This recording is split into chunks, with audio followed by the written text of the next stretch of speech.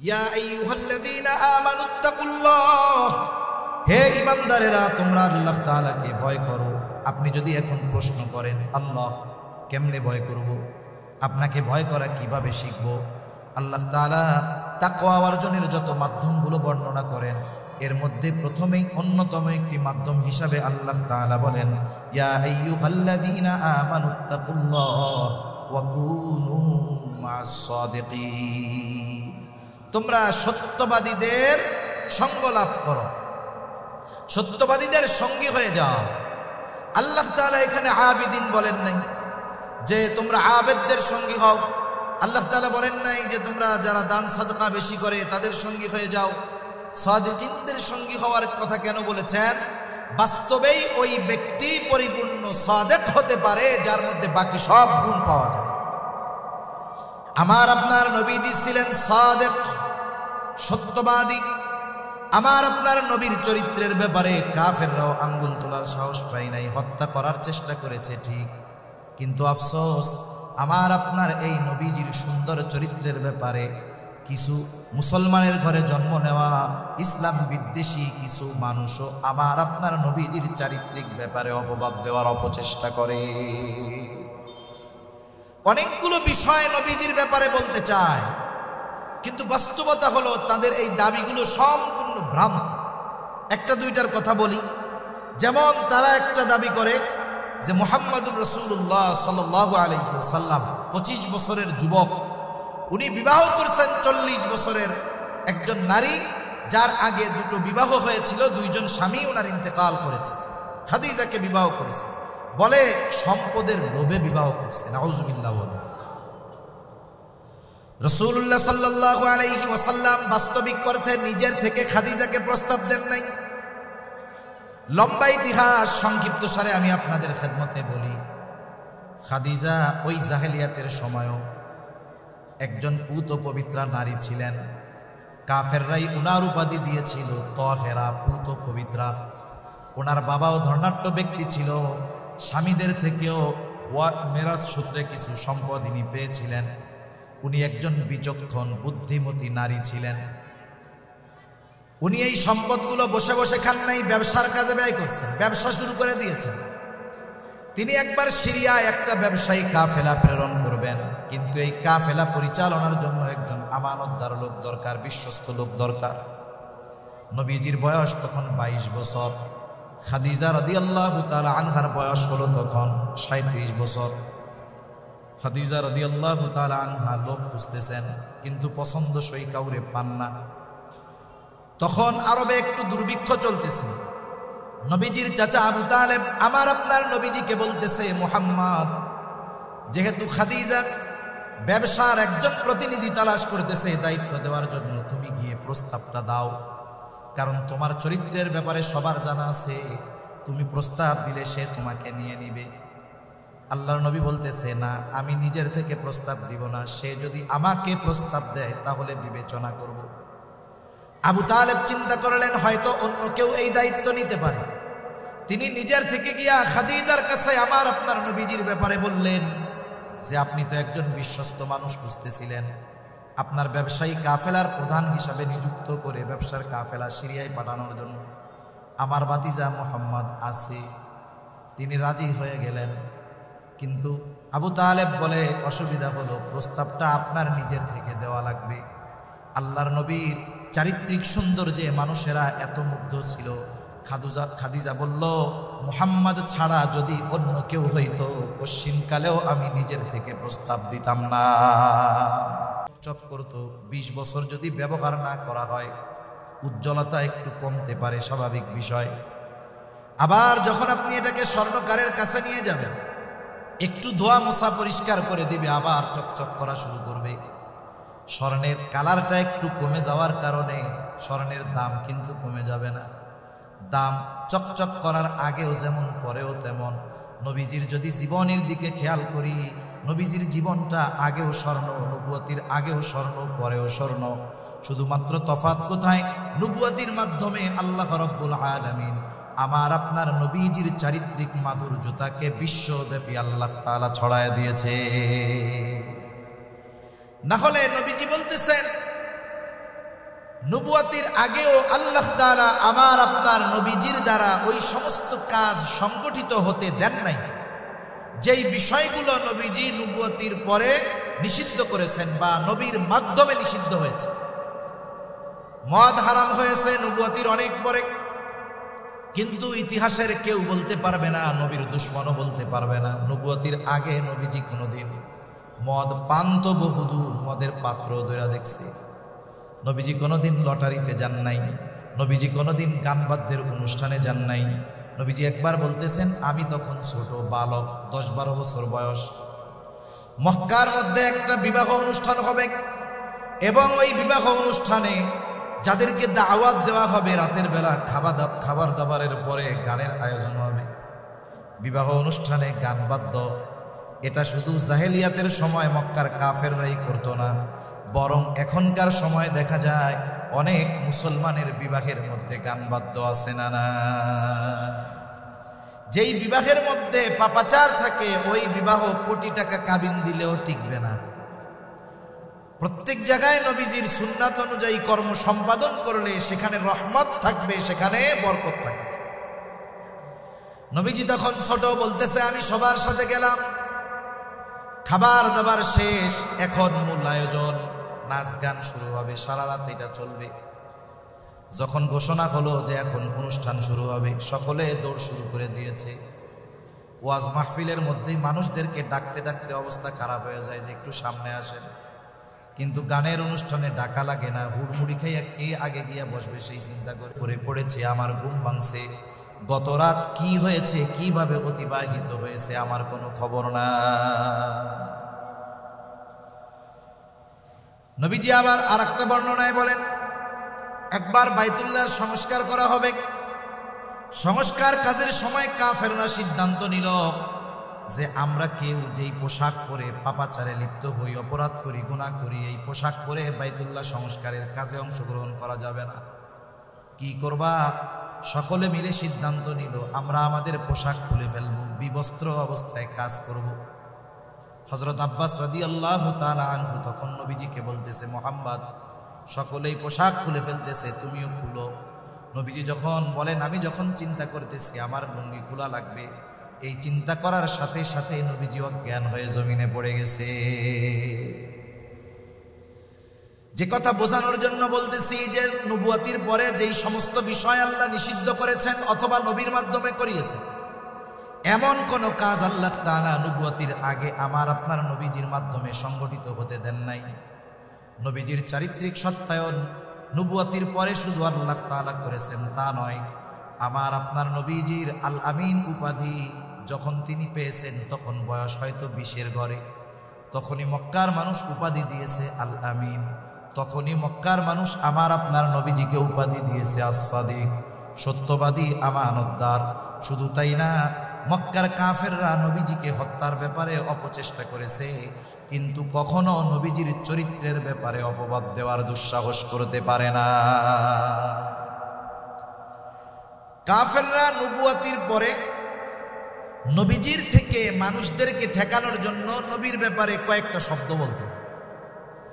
জাহেলিয়াতের সময়ও হজ হইতো, তখনও মানুষ বাইতুল্লাহ জিয়ারত করার জন্য আসত। হজের মৌসুমে মক্কায় ঢোকার যেই দরজাগুলো ছিল, রাস্তাগুলো ছিল, কুরাইশ কাফেররা প্রত্যেক জায়গায় প্রতিনিধি দাঁড় করায় দিত।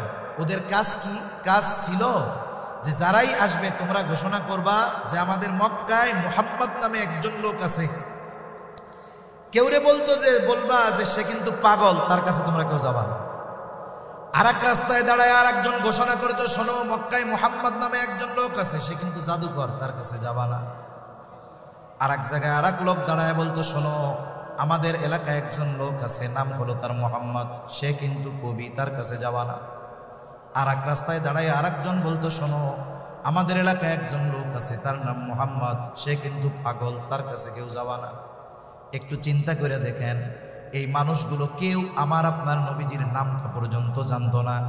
কাফেররা আমার আপনার নবীজির ব্যাপারে এই কথাগুলো যখন মানুষের কাছে বলতো, মানুষের বিষয় হলো আল ইনসানুন হারিসুন আলা মা মুনিআ, মানুষকে যেটা নিষেধ করা হয় সেটার প্রতি মানুষের আগ্রহ বেশি জাগ্রত হয়। ওরা চিন্তা করে হস্ত একদিনের কাম, তাহলে একটু জাদুকরের জাদু দেখে আসে। এবার খুঁজতো কোথায় সেই মুহাম্মদ জাদুকর। এইবার আমার আপনার নবীর কাছে যাইত। আসলে কি নবী জাদু জানে নাকি? নবী তো জাদু জানে না। নবীর কাছে যে যায় নবী শুধু তাকে কোরআন শোনায় দেয়। এইবার যাইতো জাদু দেখার জন্য। যখন যার কাছে ওহী নাজিল হচ্ছে তার পবিত্র জবানে যখন কোরআনুল কারীমের তিলাওয়াত শুনতো, হায় রে, কোরআনের প্রভাব তো জাদুর প্রভাবের চাইতে অগণিত গুণ বেশি। এইবার জাদু দেখতে গিয়া কোরআনের তিলাওয়াত শুনে অনেকের অন্তরে হেদায়েতের বাতি প্রজ্বলিত হয়ে যাইত। যারে কেউ চিনত না তাকে কাফেররা চিনায় দিছে। অনেকে সাহিত্য মনা ছিল, কবিতা শোনার জন্য যাইত, দেখি কেমন কবিতা বলে। কবিদের সাহিত্যের যেই ভাষার অলঙ্কার, ভাষা শৈলী, বর্ণনা শৈলী, শব্দ শৈলী, বাক্য শৈলী, এই সাহিত্যের যেই ভাষার সৌন্দর্য তার চাইতে অগণিত গুণ বেশি সৌন্দর্য কোরআনুল কারীমের বর্ণনা শৈলী। এত অন্তমিল, ছন্দমিল, যেটা হৃদয়কে স্পর্শ করে। কেমন যেন যখন আমরা তাসবিহ পাঠ করি, একটা একটা করে টান দেই না আস্তে আস্তে সুন্দরভাবে, কোরআনের প্রত্যেকটা শব্দের মধ্যে ওই রকম অন্তমিল, ছন্দমিল আছে। এজন্যই আপনি সূরা ফাতিহা প্রত্যেক নামাজে পড়ার পরেও, শোনার পরেও কখনো অতৃপ্ত আপনি হন না, বরং মন চায় আরো যদি কেউ শোনায় তাইলে আরো ভালো লাগবে। যখন কাফেররা কবিতা শোনার জন্য যাইতো, নবীজির জবানে যখন কোরআনের তিলাওয়াত শুনতো, চিন্তা করতো, আহারে, কবির কবিতা তো এর সামনে কোনো কিছুই না। অনেকের অন্তরে হেদায়েতের বাতি জ্বলে যাইত। এইভাবে কাফেররা নবীজির থেকে মানুষদেরকে ঠেকানোর জন্য এই চারটা শব্দ ব্যবহার করত। বলতো জাদুকর, বলতো পাগল, বলতো কবি, বলতো গণক। আর আমার আপনার নবীর কাছে যখন মানুষ এই বিষয়গুলো দেখার জন্য যাইত, কোরআন শুনে হেদায়েত পাওয়া যাইত। শুধু তাই না, নবীজির চারিত্রিক সৌন্দর্যের সাক্ষ্য কাফেররা নিজেরাই দিয়েছে। আমার আপনার নবী যখন নবুয়তের পরে 3 বছর গোপনে দাওয়াত দিয়েছেন, 3 বছর, আল্লাহ তাআলা এবার নির্দেশ দিলেন, ওয়া আনদির আশিরাতাকাল আকরাবিন। এখন আর গোপনে দাওয়াত চলবে না, এবার আপনি প্রকাশ্যে দাওয়াত দেওয়া শুরু করেন। নবীজি প্রকাশ্যে দাওয়াত দিবেন।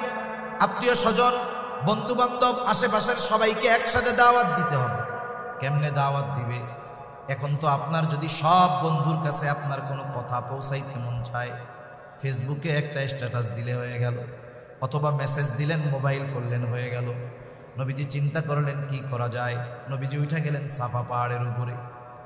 আর এক বর্ণনায় আসছে আবু কুবাইস পাহাড়ের উপরে উঠছেন, কিন্তু বাস্তবতা হলো সাফা পাহাড় আবু কুবাইস পাহাড়ের একটা অংশ। এজন্য দুইটা বর্ণনার মধ্যে কোনো দ্বন্দ্ব নাই, একই কথা। আমারে যদি কেউ ফোন দেয়, থানা কি এটা, কর্ণফুলি না? আমাকে যদি কেউ ফোন দেয়, আমি যদি বলি ঢাকা থেকে ফোন দিছে, আছেন কই? চট্টগ্রাম আছে। আমার যদি কেউ ফোন দেয়, আমি বলি যে এখন কর্ণফুলি আছে। এখন দুইজন যদি কয় উনি 2 রকমের কথা বললো কেন, আসলে কি 2 রকমের কথা হয়েছে নাকি? হয় নাই। নবীজি সাফা পাহাড় তথা আবু কুবাইস পাহাড়ের উপরে দাঁড়ায় গেলেন। আবু কুবাইস পাহাড়ের একটা বৈশিষ্ট্য ছিল, মক্কায় গিয়ে যদি কোনো অপরিচিত মানুষ, অভাবী মানুষ, দরিদ্র মানুষ, সেও যদি কোনো বিপদগ্রস্ত হতো, আবু কুবাইস পাহাড়ে উঠে যদি মক্কার মানুষের কাছে সাহায্য প্রার্থনা করত, মক্কার মানুষ ব্যক্তির দিকে নজর দিত না, ওই পাহাড়ের সম্মানার্থে মক্কার মানুষগুলো তাকে সাহায্য করার জন্য ছুটে আসত। আজকে তো অপরিচিত সাধারণ কোনো মানুষ এই পাহাড়ে ওঠে নাই, মক্কাবাসীকে আহ্বান করে নাই।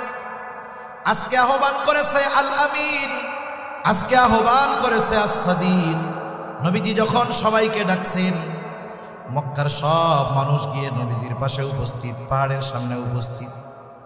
নবীজি এবার উপস্থিত সবাইকে লক্ষ্য করে বলতেছেন, আমি যদি তোমাদেরকে এই কথা বলি যে এই পাহাড়ের পাদদেশে পেছন দিকে একদল অশ্বারোহী সৈন্য তোমাদের উপরে আক্রমণ করার জন্য ওত পেতে আছে, অপেক্ষমান, তোমরা কি আমার এই কথাকে বিশ্বাস করবা নাকি? নবীজি তাদের কাছে প্রশ্ন ছুড়ে দিলেন। উপস্থিত সকলে সমস্বরে বলতেছে, মুহাম্মদ, কেন নয়, অবশ্যই তোমার এই কথা আমরা বিশ্বাস করব। কারণ ইতিপূর্বে আমরা তোমাকে কখনো মিথ্যাবাদী পাই না। ইতিপূর্বে তুমি আমাদের সাথে কখনোই মিথ্যা কথা বলো না। আর আজকে বলবা এটা হতে পারে? চিন্তা করেন, 43 বছর বয়স তখন নবীজি। মক্কার কাফেররা বলতেছে ইতিপূর্বে তুমি কখনো মিথ্যা কথা বলো নাই। মনে রাখবেন, একটা মানুষ সে যদি বাস্তবে সত্যবাদিতার গুণ অর্জন করতে পারে, তার মধ্যে অন্যান্য সব গুণ সন্নিবেশিত থাকে। যেমন কোরআনুল কারীমে আল্লাহ তাআলা বলেছেন, তোমরা ইয়া আইয়ুহাল্লাযীনা আমানুত্তাকুল্লাহ হাক্কা তুকাতিহি, হে ঈমানদারেরা তোমরা আল্লাহকে ভয় করার মতো ভয় করো। ওয়ালা তামুতুন্না ইল্লা ওয়া আনতুম মুসলিমুন, মুসলমান না হয়ে মরো না। কোরআনুল কারীমের একটা বৈশিষ্ট্য হলো, কোরআনুল কারীমে আল্লাহ তাআলা শুধু বান্দাকে নির্দেশ দেন এমনটা নয়, বরং ওই নির্দেশ বাস্তবে পরিণত করার জন্য যা দরকার সেই দিক নির্দেশনাও আল্লাহ তাআলা দিয়ে দেয়। এজন্য আরেক জায়গায় আল্লাহ তাআলা বলেন, ইয়া আইয়ুহাল্লাযীনা আমানুত্তাকুল্লাহ, হে ঈমানদারেরা তোমরা আল্লাহ তাআলাকে ভয় করো। আপনি যদি এখন প্রশ্ন করেন, আল্লাহ কেমনে ভয় করব, আপনাকে ভয় করা কিভাবে শিখব, আল্লাহ তাআলা তাকওয়া অর্জনের যত মাধ্যমগুলো বর্ণনা করেন, এর মধ্যে প্রথমেই অন্যতম একটি মাধ্যম হিসাবে আল্লাহ তাআলা বলেন, ইয়া আইয়ুহাল্লাযীনা আমানুত্তাকুল্লাহ ওয়া কুনু মা'আস সাদিকিন, তোমরা সত্যবাদীদের সঙ্গ লাভ করো, সত্যবাদীদের সঙ্গী হয়ে যাও। আল্লাহ তাআলা এখানে আবিদিন বলেন নাই যে তোমরা আবেদদের সঙ্গী হও। আল্লাহ তাআলা বলেন নাই যে তোমরা যারা দান সাদকা বেশি করে তাদের সঙ্গী হয়ে যাও। সাদিকিনদের সঙ্গী হওয়ার কথা কেন বলেছেন? বাস্তবেই ওই ব্যক্তি পরিপূর্ণ সাদেক হতে পারে যার মধ্যে বাকি সব গুণ পাওয়া যায়।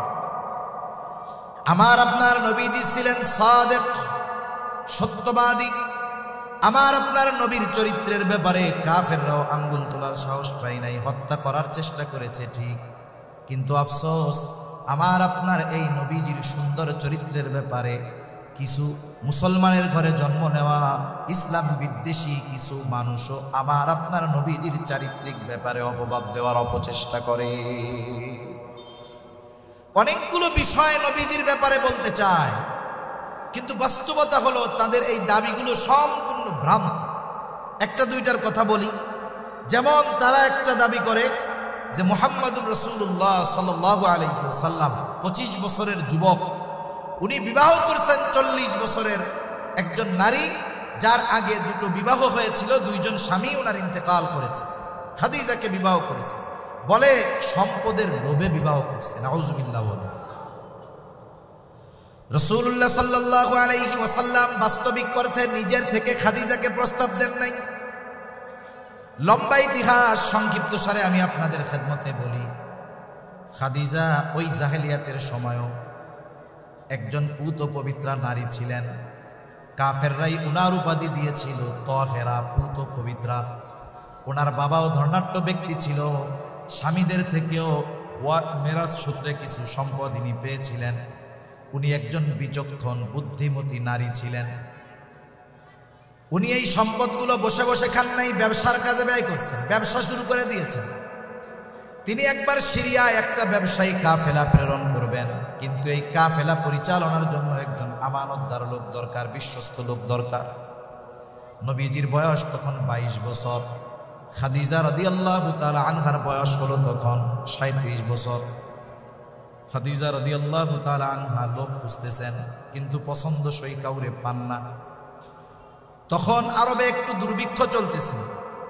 নবীজির চাচা আবু তালেব আমার আপনার নবীজিকে বলতেছে, মুহাম্মদ, যেহেতু খাদিজা ব্যবসার একজন প্রতিনিধি তালাশ করতেছে দায়িত্ব দেওয়ার জন্য, তুমি গিয়ে প্রস্তাবটা দাও, কারণ তোমার চরিত্রের ব্যাপারে সবার জানা আছে, তুমি প্রস্তাব দিলে সে তোমাকে নিয়ে নিবে। আল্লাহর নবী বলতেছে, না, আমি নিজের থেকে প্রস্তাব দিব না, সে যদি আমাকে প্রস্তাব দেয় তাহলে বিবেচনা করব। আবু তালেব চিন্তা করলেন হয়তো অন্য কেউ এই দায়িত্ব নিতে পারে। তিনি নিজের থেকে গিয়া খাদিজার কাছে আমার আপনার নবীজির ব্যাপারে বললেন যে, আপনি তো একজন বিশ্বস্ত মানুষ খুঁজতেছিলেন, আপনার ব্যবসায়ী কাফেলার প্রধান হিসাবে নিযুক্ত করে ব্যবসার কাফেলা সিরিয়ায় পাঠানোর জন্য আমার ভাতিজা মুহাম্মদ আছে। তিনি রাজি হয়ে গেলেন। কিন্তু আবু তালেব বলে অসুবিধা হলো, প্রস্তাবটা আপনার নিজের থেকে দেওয়া লাগবে। আল্লাহর নবীর চারিত্রিক সৌন্দর্যে মানুষেরা এত মুগ্ধ ছিল। খাদিজা বলল, মুহাম্মদ ছাড়া যদি অন্য কেউ হইতো পশ্চিমকালেও আমি নিজের থেকে প্রস্তাব দিতাম না। ঠিক আছে, আমি তাকে রিকোয়েস্ট করব যে আমার এই কাফেলার দায়িত্ব তুমি নাও। খাদিজা গিয়া আমার আপনার নবীজির কাছে প্রস্তাব দিলেন, নবীজি প্রস্তাবে রাজি হলেন। অন্যান্যদের বেলায় যেই পরিমাণ পারিশ্রমিক দেওয়ার কথা ছিল, নবীজির ব্যাপারে দ্বিগুণ দেওয়া হলো। নবীজি আবার সফরে রওনা হয়ে গেলেন। ওই সফরের খাদেম খাদিজার একজন গোলাম ছিল, নাম হলো তার মাইসারা। খাদিজা তার প্রতি এতটা আস্থাশীল ছিলেন, ওই মাইসারাকে বলতেন ও হইল আমার চোখ, তার মানে ওর দেখা আর আমার দেখা সেম। তিনি বলতেন মাইসারা হলো আমার চোখ। তিনি পাঠায় দিলেন মাইসারাকে যে পুরা কাফেলার ব্যাপারে তুমি মেনটেন্স করবা, দেখবা, খেয়াল রাখবা, কোনো কিছুর প্রয়োজন হলে বিশেষ করে মুহাম্মাদের প্রতি নজর রাখবা। এইবার রওনা হয়ে গেল। পথিমধ্যে কিছু আজীব ঘটনা ঘটছে। খাদিজা রাদিয়াল্লাহু তাআলা আনহা মাইসারাকে বলে দিয়েছে সফরের পূর্ণ ঘটনা আমাকে আইসা শোনাইবা। ঘটনা কি? নবীজি সাল্লাল্লাহু আলাইহি ওয়াসাল্লাম রৌদ্রের মধ্যে রাস্তায় চলতেন, আকাশের মধ্যে বড় মেঘখণ্ড আমার আপনার নবীজিকে ছায়া দিত। মূলত এটা দিত ফেরেশতারা। আবার এক জায়গায় নবীজি বিশ্রাম নিচ্ছিলেন, শুয়ে আছেন। পাশে একটা পাদ্রীর এলাকা ছিল, পাদ্রীর জায়গা ছিল, পাদ্রী ছিল। মাইসারাকে জিজ্ঞাসা করতেছে এই লোকটা কে? বলে এর নাম কি? বলে নাম মুহাম্মদ। বাড়ি কোথায়? মক্কায়। কোন বংশের লোক? বলে কুরাইশ বংশের লোক। এইবার ওই পাদ্রী বলতেছে এই ব্যক্তি ভবিষ্যতের নবী হবে। এরকম অদ্ভুত অদ্ভুত বিষয় সে অবলোকন করেছে। একদিন এক জায়গায় নবীজি শুয়ে আছেন, গাছের ছায়ায় নবীজি শুয়ে আছেন। সূর্যের আলো যখন সরবে ছায়াও সরে যাবে, এটা স্বাভাবিক বিষয়। কিন্তু দেখা গেল সূর্য সরে যায় কিন্তু গাছের ছায়া সরে না। নবীজিকে গাছ বাঁকা হয়ে ছায়া দিচ্ছে। এই দৃশ্যগুলো মাইসারা সচক্ষে দেখলো। সফর শেষ হলো। আরব থেকে যেই পণ্যগুলো নিয়ে, মক্কা থেকে যেই পণ্যগুলো নিয়ে নবীজি সিরিয়ায় গেলেন, দ্বিগুণ দামে বিক্রয় করলেন। আবার মক্কার মানুষের যেই জিনিসগুলোর চাহিদা, ওইটা তিনি নিয়ে আসলেন সিরিয়া থেকে। আবার মক্কায় এনে এগুলো বহুগুণ লাভে বিক্রয় হলো। নবীজি সাল্লাল্লাহু আলাইহি ওয়াসাল্লামের ব্যবসায়িক সফর শেষ। এইবার খাদিজা মাইসারার কাছে জিজ্ঞাসা করতেছে। মাইসারা এসব ঘটনাগুলো খাদিজাকে বর্ণনা করলো, বলল। একজনের চরিত্রতে আকৃষ্ট হয়ে খাদিজা রাদিয়াল্লাহু তাআলা আনহা চিন্তা করেছিলেন আর বিবাহ তিনি করবেন না, কিন্তু আল্লাহর নবীর চরিত্রে তিনি সন্তুষ্ট হয়ে গেছেন, আকৃষ্ট হয়ে গেছেন। এইবার নবীজির প্রশংসা করেন বান্ধবীদের মহলে। এখন যদি বান্ধবীদের সাথে একটা মেয়ে যদি আর একটা ছেলের কথা বারবার বলে, স্বাভাবিক কি চিন্তা করবে যে হ্যাঁ তাহলে তার প্রতি তোমার একটা সফট কর্নার, দুর্বলতা তৈরি হয়েছে মনে হয়। খাদিজার একজন বান্ধবী বলতেছে তুমি এত মুহাম্মাদের প্রশংসা করো কেন, পছন্দ হয় নাকি? তাহলে বিবাহের প্রস্তাব দিয়ে দাও। খাদিজা একজন বুদ্ধিমতী মহিলা, তিনি বলেন আমি যদি প্রস্তাব দেই হয়তো মুহাম্মদ আমার প্রস্তাব মেনে নিবে না, কারণ সে একজন সুদর্শন, যোগ্য, সচ্চরিত্রবান পুরুষ। আর আমি প্রস্তাব দেওয়ার পরে সে যদি আমার প্রস্তাব ফিরিয়ে দেয় আমি লজ্জা পাবো। এবার বান্ধবী বলে প্রস্তাবটা আমি দেই। খাদিজা বলে তুমি আলোচনা করতে পারো কিন্তু আমাকে এর সাথে জড়াবা না। এইবার ওই মেয়েটা গিয়া আমার আপনার নবীজিকে বলে মুহাম্মদ বয়স তো হয়ে গেছে, বিবাহ শাদী কি করবা না? নবীজি বলেন বিবাহ করব, টাকা পয়সা নাই, কোত্থেকে করব? এবার ওই মেয়েটা বলে কেউ যদি তোমার সব খরচ বহনে রাজি হয়ে যায় তুমি কি রাজি আছো নাকি? নবীজি বললেন তাহলে আমার চাচার সাথে কথা বলো। এবার আবু তালেবের সাথে কথা হলো। লম্বা ঘটনা। আবু তালেবের উপস্থিতিতে তার খুতবায় নবীজির বিবাহ সম্পাদন হলো। আবু তালেব তার খুতবার মধ্যেই কথা বলেছিল যে মুহাম্মদ তাকে আপনারা সকলেই চিনেন, তার চরিত্র এত সুন্দর, তার আখলাক এত ভালো, পৃথিবীর যাকেই তার সামনে এনে দেওয়া হোক না কেন সেটা মুহাম্মাদের চরিত্রের চাইতে তার চরিত্র কখনোই সুন্দর হবে না। বিবাহ সম্পাদন হয়ে গেছে। এতদিনের সম্পর্ক ছিল এক, বিবাহ হয়ে গেছে, সম্পর্ক হয়েছে আরেক। বিবাহের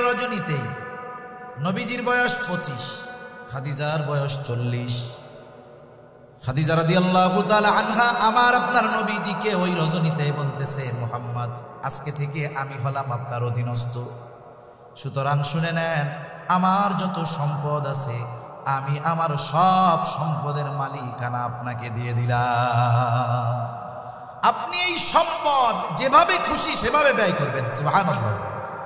পবিত্র কোরআনুল কারীমে একটা প্রসিদ্ধ সূরার নাম হলো সূরাতুদ দুহা।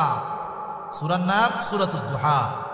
কিছুদিন নবীজির কাছে ওহী আসা বন্ধ ছিল, যে কোনো কারণে আসে নাই, অসুস্থ ছিলেন, হয়তো তাহাজ্জুদে উঠতে পারেন নাই। মক্কার কাফেররা তো ওত পেতে থাকতো নবীজিকে কথার মাধ্যমে কেমনে কষ্ট দেওয়া যায়। এক দুষ্ট মহিলা নবীজিকে বলতেছে নবীজির ব্যাপারে যে মুহাম্মাদের কাছে মুহাম্মাদের শয়তানটা আর আসে না, নাউজুবিল্লাহ। তার মানে জিবরাইল আলাইহিস সালামের কথা বলতেছে, এটা আর আসে না। মুহাম্মাদের আল্লাহ মুহাম্মাদকে ভুলে গেছে। এই কথাগুলো যখন বলছে অন্তরে একটু কষ্ট লাগছে না? আল্লাহ তাআলা এটাকে কেন্দ্র করে সূরা দুহা নাযিল করেছেন। এই সূরা দুহার মধ্যে আল্লাহ তাআলা আমার আপনার নবীজিকে প্রদত্ত নবুয়াতির আগের 3টা নেয়ামতের কথা বলছেন, গুরুত্বপূর্ণ 3টা নেয়ামত, যেগুলো নবুয়াতির আগেই আল্লাহ তাআলা আমার আপনার নবীকে দিয়েছেন।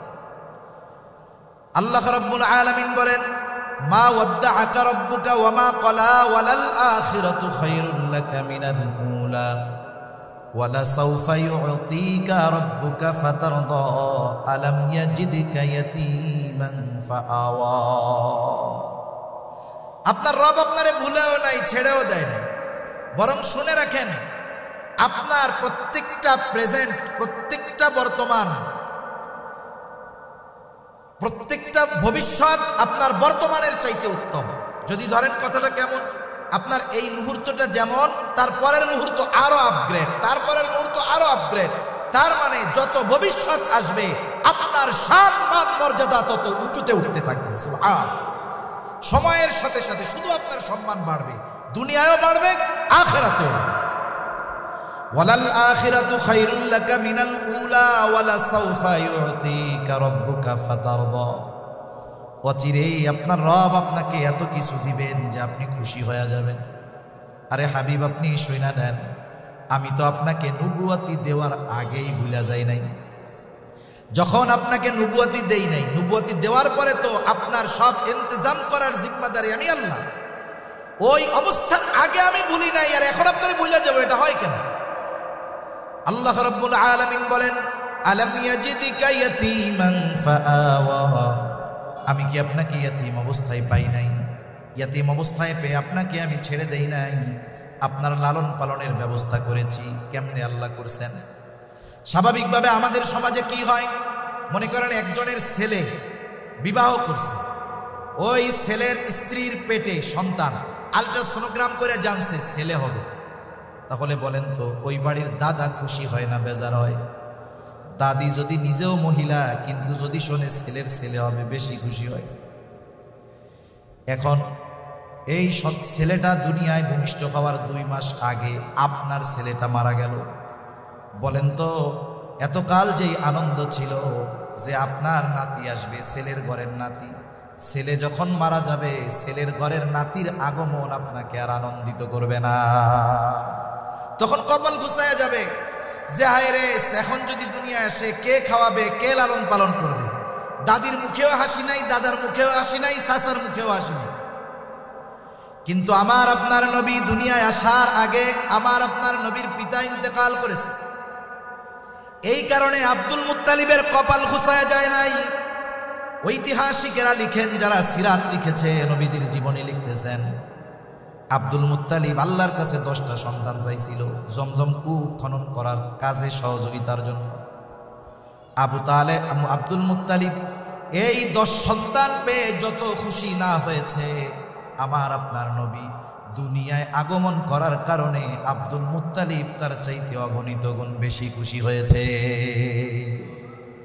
ইয়াতীম হয়ে এসেছেন কিন্তু নিজের পরিবারের লোক তাকে বোঝা মনে করে নাই, বরং আরো আনন্দিত হয়েছে বেশি। এরপরে লম্বা কথা, মা দুনিয়া থেকে চলে গেছে, এবার অভিভাবকের দায়িত্ব নিয়েছে আব্দুল মুত্তালিব। 2 বছর পরে তিনিও মারা গেছে। আব্দুল মুত্তালিব জীবনের অন্তিম সময় আবু তালেবকে ডাকছেন। আরো অনেক সন্তান ছিল কিন্তু ডাকছে আবু তালেবকে। আর বাস্তবতা হলো অন্যান্য সন্তানদের তুলনায় আবু তালেবের অর্থ কম ছিল, কিন্তু তিনি আমার আপনার নবীকে সবার চাইতে বেশি মহব্বত করতেন। সবাই ভালোবাসতো, কিন্তু আবু তালেব একটু বেশি ভালোবাসতো। আব্দুল মুত্তালিব ওসিয়ত করে গেছে, আমার মরার পরে তুমি মুহাম্মাদের অভিভাবক। আবু তালেব মৃত্যু পর্যন্ত আমার আপনার নবীর সাথে সব সময় লেগেছিলে। কাফেরদের আঘাত নবীজির গায়ে লাগার আগে নিজের গায়ে লাগানোর জন্য প্রস্তুত ছিলেন। সুবহান। এদিকে গেলে লম্বা কথায় চলে যাবে। আল্লাহ রাব্বুল আলামিন নিয়ামতের মধ্যে এক নাম্বার বলেন, ইয়াতীম অবস্থায় আমি আপনাকে পাওয়ার পরেও আপনাকে কিন্তু লালন পালনের জন্য এমন ব্যবস্থা আমি আল্লাহ করে দিয়েছি, লালন পালনের ব্যবস্থা করেছি। এরপরে আল্লাহ রাব্বুল আলামিন বলেন, ওয়া ওয়াজাদাকা যাল্লান ফাহাদা। নবুয়তির আগে আপনি কিন্তু সঠিক পথটা চিনতেন না, জানা ছিল না, আমি আল্লাহ আপনাকে সঠিক পথটা চিনায় দিয়েছি। এরপরে আল্লাহ তাআলা বলেন, ওয়া ওয়াজাদাকা আইলান ফাআগনা। আপনি নিঃস্ব ছিলেন, টাকা পয়সা সম্পদ ছিল না, আমি আল্লাহ আপনাকে সম্পদওয়ালা বানায় দিয়েছি। মুফাসসিরিন কেরাম বলেন, এখানে উদ্দেশ্য এটা যে আল্লাহ তাআলা খাদিজা রাদিয়াল্লাহু তাআলা আনহার সাথে বিবাহের মাধ্যমে খাদিজা স্বেচ্ছায় তার ব্যবসার সব সম্পদের মালিক আমার আপনার নবীকে বানায় দিয়েছেন। সুবহান। আমার আপনার নবী গরিব ছিলেন না। অনেকে বলেন নবী গরিব ছিল, না না, নবীজির সম্পদের অভাব ছিল না। নবীজি মসজিদে নামাজ পড়তেছে, নবীজির জন্য হাদিয়া আসছে, সাদাকা না, নবীজির জন্য আসছে হাদিয়া এত পরিমাণ যে মসজিদ প্রায় ভরে গেছে। নবীজি নামাজ শেষ করেছেন, সবাইকে ডাকছেন, একেবারে দুহাত পরে যার যত প্রয়োজন সবাইকে নবীজি হাদিয়া দিয়ে দিয়েছেন। এজন্য নবীজি দারিদ্রতাকে বেছে নিয়েছেন, কিন্তু তিনি দরিদ্র ছিলেন না। এমন না যে নবীজির টাকা পয়সার অভাব ছিল। স্বাভাবিক আমাদের দেশে আমরা যদি কাউকে মহব্বত করি, ভালোবাসি, আমার ভালোবাসার মানুষকে, ভালোবাসার আলেমকে আমি আমার জীবনের কষ্টার্জিত সম্পদ থেকে হাদিয়া দেই, টাকা পয়সা দিই। সাহাবায়ে কেরাম কি আমার আপনার চাইতে নবীরে কম ভালোবাসতো নাকি? সর্বোচ্চ ভালো তারা বাসত, কিন্তু নবীজি ওই অবস্থাটাকে নিজের জন্য পছন্দ করে নিয়েছেন। এজন্য রাসূলুল্লাহ সাল্লাল্লাহু আলাইহি ওয়াসাল্লাম সম্পদের লোভে খাদিজাতুল কুবরা রাদিয়াল্লাহু তাআলা আনহাকে বিবাহের প্রস্তাব দেন নাই, বরং মূলত নবীজির চারিত্রিক সৌন্দর্যে মুগ্ধ হয়ে স্বয়ং খাদিজা নিজেই নবীজিকে বিবাহের প্রস্তাব দিয়েছে। এজন্য নবীজির ব্যাপারে এই অপবাদ যারা দেয়, নিঃসন্দেহে তারা ইসলামের দুশমন, নবীজির দুশমন। ঠিক কিনা বলে? আরো অনেক বিষয় নবীজির ব্যাপারে তারা বলতে চায়। তারা বলে নবীজি অনেক বিবাহ করছে। আরে বলো, যতগুলো বিবাহ করছে একটা মাত্র কুমারী ছিল, ছোট। আর এছাড়া প্রত্যেকেরই এক বা একাধিক বিবাহ ছিল। নবীজি সাল্লাল্লাহু আলাইহি ওয়াসাল্লাম কোনো বিবাহ নিজের ইচ্ছায় করেন নাই, যতক্ষণ না আল্লাহ তাআলার পক্ষ থেকে নির্দেশ এসেছে। নবী নিজে করেন নাই। সাথে সাথে খাদিজা রাদিয়াল্লাহু তাআলা আনহার সাথে প্রায় 24 বছরের সংসার নবীজি। খাদিজার প্রতি নবীজির এত মহব্বত, ভালোবাসা ছিল, নবীজি বলতেন, খাদিজা যদি জীবিত থাকতো তাহলে খাদিজার বর্তমানে আমি অন্য কাউকে স্ত্রী হিসাবে গ্রহণ করতাম না। সাথে সাথে আবার দেখেন, তারা এই অপবাদ দেয়। আবার আরেকটা বিষয় নিয়ে বলে মুহাম্মদ নিজের ছেলের বউরে বিবাহ করছে। নাউজুবিল্লাহ। আরব সমাজে তখন একটা কুপ্রথা ছিল, নিজের ঔরসজাত সন্তান আর পালক পুত্রকে এক মনে করা হতো। পালক পুত্র আর নিজের পুত্র এটা এক না, এদের ওরা মনে করতো দুইটাই এক। এজন্য নিজের সন্তানকে যেমন সম্পদের ওয়ারিশ বানাইতো, তারাও বানায়, কিন্তু এটা ইসলামী শরীয়তের নিষেধ। আরবে এই বিষয়টা দীর্ঘকাল চলে আসতেছে। হযরত যায়েদ রাদিয়াল্লাহু তাআলা আনহুর সাথে নবীজির ফুফাতো বোন জায়নাব বিনতে জাহাশের বিবাহ হয়েছে। দুজনের মধ্যে বনাবনি হয় না। নবীজি অনেক চেষ্টা করছেন, কিন্তু এক সময় ছাড়াছাড়ি হয়ে গেছে।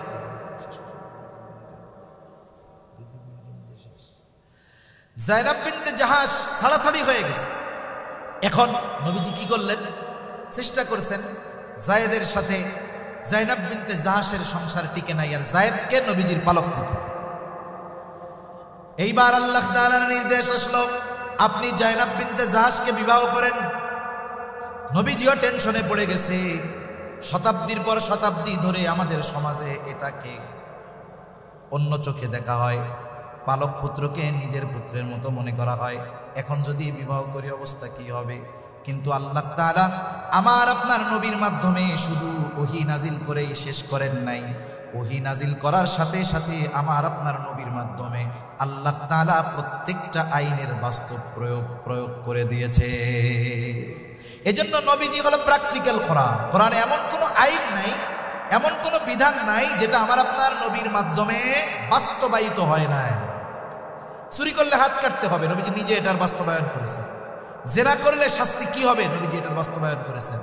শুধু বিধান নাজিল যদি হতো এটার বিষয় একরকম ছিল, কিন্তু নবীজি যখন একটা কাজ প্র্যাকটিক্যাল করেছেন এটার তাৎপর্য আর একরকম। কারণ অনেক সময় বলার চাইতে করার মাধ্যমে এটার প্রভাব বেশি পড়ে। একটা উদাহরণ দিই, নবীজিকে যখন প্রথমবার হিজরতের পরে সাহাবায়ে কিরামদেরকে নিয়ে গেছেন উমরা করার উদ্দেশ্যে, হুদাইবিয়ার সন্ধি হলো। চুক্তির মধ্যে একটা চুক্তি, এই বছর মুসলমানেরা মক্কায় ঢুকতে পারবে না, আগামী বছর ঢুকবে। নবীজি সব মাইনা নিছে। আর এই হুদাইবিয়ার সন্ধি দেখতে এমন ছিল যে প্রত্যেকটা ধাপ কাফেরদের পক্ষে, প্রত্যেকটা শর্তে যেন কাফেররা জয়ী হয়ে গেছে। সেজন্য সাহাবায়ে কিরামের মন খারাপ, ফিরে যেতে হবে। অনেকে জবাই দেওয়ার জন্য সাথে ছাগল আনছে, দুম্বা আনছে। নবীজি সকলের মন খারাপ, সকলে অন্য মনস্কা। নবীজি একবার নয়, দুইবার নয়, তিনবার তাদেরকে বললেন, যার সাথে যেই জন্তু আছে জবাই করে ফেলো। সকলের মন খারাপ, অন্য মনস্ক, কেউ কথা নবীজির শুনে নাই, কেউই জবাই করে না। নবীজি ঘরের মধ্যে ঢুকলেন। ওই সফরে নবীজির সাথে ছিলেন উম্মে সালামা রাদিয়াল্লাহু তাআলা আনহা। যখন নবীজি উম্মে সালামা রাদিয়াল্লাহু তাআলা আনহার কাছে গিয়ে বললেন, অবস্থা তো এই, কি করা যায়? উম্মে সালামা রাদিয়াল্লাহু তাআলা আনহা পরামর্শ দিলেন, ইয়া রাসূলুল্লাহ, সকলের মন খারাপ, সকলে হয়তো অন্য মনস্ক আছে, চিন্তা করছে দীর্ঘদিন পর বাইতুল্লাহটা একটু ছুঁয়া দেখব, আত্মীয় স্বজনের সাথে একটু দেখা করব। এক কাজ করেন, আপনি আপনার জন্তুটা নিয়ে তাদের সামনে জবাই করে দেন। নবীজি আর কিছু বলেন নাই। নিজের যেই প্রাণীটা জবাই দেওয়ার জন্য আনছেন, উপস্থিত সাহাবায়ে কেরামের সামনে যখন নবীজি জবাই দিয়ে দিলেন, নবীজিকে দেখে সাথে সাথে সকলেই নিজেদের সাথে থাকা ছাগল দুম্বাগুলো জবাই করে দিল। তাহলে কিছু সময় আছে বলার চাইতে সেটাকে যদি প্র্যাকটিক্যাল আমল করা হয় এটার প্রভাব বেশি পড়ে। এজন্য আল্লাহ তাআলা কোরআনে যত বিধান নাজিল করেছেন আমার আপনার নবীজির মাধ্যমে এটাকে প্র্যাকটিক্যাল ভাবে বাস্তবায়ন আমার আপনার নবীর মাধ্যমে আল্লাহ তাআলা করিয়েছেন।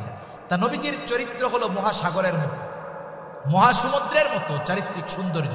এটা এক মজলিসে একদিনে অল্প সময় বলা সম্ভব না, এটা অসম্ভব। আমার আপনার নবীজির চরিত্র হলো প্রত্যেকটা জায়গায় পূর্ণাঙ্গ। এমন নয়, নবীজির জীবনটা তো এক বহুমুখী জীবন। কোন নবীর জীবন সব দিক দিয়ে নাই। যেমন আপনি যদি চিন্তা করেন আপনি আদর্শ স্বামী হবেন, আদর্শ নিবেন কার কাছ থেকে? চিন্তা করলেন ঈসা আলাইহিস সালাম কেমন স্বামী ছিল, আমি ওরকম স্বামী হব, জীবনেও পারবেন না। কারণ ঈসা আলাইহিস সালাম যতদিন দুনিয়ায় ছিলেন উনি বিবাহই করেননি। আপনি আদর্শ বাবা হবেন, ঈসা আলাইহিস সালাম থেকে আপনি পারবেন না এটা নিতে। আপনি আদর্শ সমরনায়ক হবেন, ঈসা আলাইহিস সালাম তার জীবনে যুদ্ধ অংশগ্রহণ করা লাগে নাই, পারবেন না, যদিও পরবর্তীতে শেষে এসে করবে। আপনি চান আপনি আদর্শ রাষ্ট্রনায়ক হবেন, মুসা আলাইহিস সালামের অনুসরণ করবেন। মুসা আলাইহিস সালাম বড় একটা সম্প্রদায়ের নবী ছিলেন, কিন্তু উনি বাদশাহ ছিলেন না। কিন্তু আমার আপনার নবী সব ছিলেন, এবং প্রত্যেক জায়গায় নবীজির আখলাক ছিল 100 একেবারে পরিপূর্ণ। নবীজির চরিত্রের গ্রাফ আপ ডাউন ছিল না, একেবারে সেম লেভেলে ছিল এবং পরিপূর্ণ ছিল। এজন্য আমার আপনার নবীর চরিত্র শুধু উত্তম চরিত্র নয়, আমার আপনার নবীর চরিত্র হলো পরিপূর্ণ উত্তম চরিত্র। সুবহানাল্লাহ। এজন্য নবীজি নিজেই বলেন, ইন্নামা বুইসতু লিউতাম্মিমা মাকারিমাল আখলাক। নবীজি বলেন আমাকে উত্তম চরিত্রে পরিপূর্ণতা প্রদানার্থে প্রেরণ করা হয়েছে। তার মানে আমার আপনার নবীর আগে যত নবী এসেছে সবাই উত্তম চরিত্রওয়ালা, কোনো সন্দেহ নাই। আমার আপনার নবী শুধু উত্তম চরিত্রওয়ালা নয়, আমার আপনার নবী হলেন উত্তম চরিত্রে পরিপূর্ণতা দান করেনেওয়ালা। এজন্যই আল্লাহ তাআলা আমার আপনার নবীর চরিত্রকে মহান হিসাবে ঘোষণা করে বলেন, ওয়া ইন্নাকা লাআলা খুলুকিন আযীম। আপনাকে মহান চরিত্রে অধিষ্ঠিত করা হয়েছে, সাথে সাথে তামাম বিশ্ববাসীকে ওই মহান চরিত্র যার তার অনুসরণ করার জন্য উদ্বুদ্ধ করে আল্লাহ তাআলা বলেন, লাকাদ কানা লাকুম ফি রাসূলিল্লাহি উসওয়াতুন হাসানা, অবশ্যই নিশ্চয়ই তোমাদের জন্য রাসূলের জীবন আদর্শের মধ্যেই রয়েছে উত্তম আদর্শ। এজন্য আমরা যদি আদর্শবান মানুষ হতে চাই, আদর্শবান বাবা হতে চাই, আদর্শবান শাসক হতে চাই, বিচারক হতে চাই, প্রত্যেকটা জায়গায় রাসূলের অনুসরণ করার দরকার আছে না নাই? আমি যদি রাসূলের প্র্যাকটিক্যাল বিষয়গুলো নিজের জীবনের সাথে ফিট করতে পারি, তাহলে আমরা এমনিতেই তো রাসূলকে ভালোবাসি, তাহলে ওই ভালোবাসা আরো পূর্ণতা লাভ করবে ইনশাআল্লাহ। এজন্য কি করব? রবিউল আউয়াল মাস, নবীজির শানে বেশি বেশি গুরুত্ব পাঠ করব, সাথে সাথে নবীজির সিরাত অধ্যয়ন করব, নবীজির জীবনী অধ্যয়ন করব, আমাদের সন্তানদের করাবো, পরিবারের মধ্যে নবীজির সিরাত জীবনী নিয়ে বেশি বেশি আলোচনা করব। আল্লাহ সুবহানাহু ওয়া তাআলা আমাদের সকলকে কথাগুলো বুঝবার তৌফিক দান করেন, আমিন। ওয়া আখিরু দাওয়ানা আলহামদুলিল্লাহি রাব্বিল আলামিন। আসসালামু আলাইকুম ওয়া রাহমাতুল্লাহি ওয়া বারাকাতুহু।